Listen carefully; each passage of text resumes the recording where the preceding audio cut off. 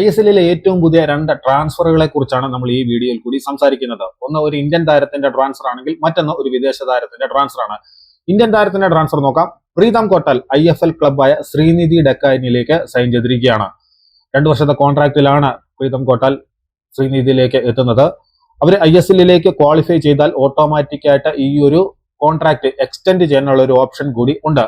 പ്രീതം കോട്ടാലിനെ കുറിച്ച് നമ്മൾ വലിയ രീതിയിൽ പരിചയപ്പെടുത്തേണ്ട കാര്യമൊന്നുമില്ലല്ലോ. ഇന്ത്യൻ ഫുട്ബോളിൽ അത്രയധികം പരിചയ സമ്പത്തുള്ള മറ്റു താരങ്ങൾ കുറവാണ്.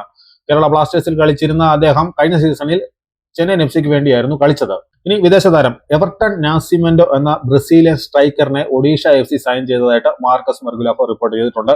33 വയസ്സാണ് താരത്തിനുള്ളത്. അവസാന സീസണിൽ അദ്ദേഹം ഗരുഡേസ്ക എന്ന ഒരു ക്ലബിന് വേണ്ടിയാണ് കളിച്ചത്. അവരെ ഇന്തോനേഷ്യൻ സൂപ്പർ ലീഗിലേക്ക് പ്രൊമോട്ട് ചെയ്യുന്നതിൽ നിർണായക പങ്ക് താരം വഹിച്ചിരുന്നു. 14 ഗോളും 3 അസിസ്റ്റുമാണ് നേടിയത്. അവസാനത്തെ 2 സീസണുകളിൽ അദ്ദേഹം 49 കളികളിൽ നിന്ന് 19 ഗോളും 4 അസിസ്റ്റുമാണ് നേടിയിരിക്കുന്നത്.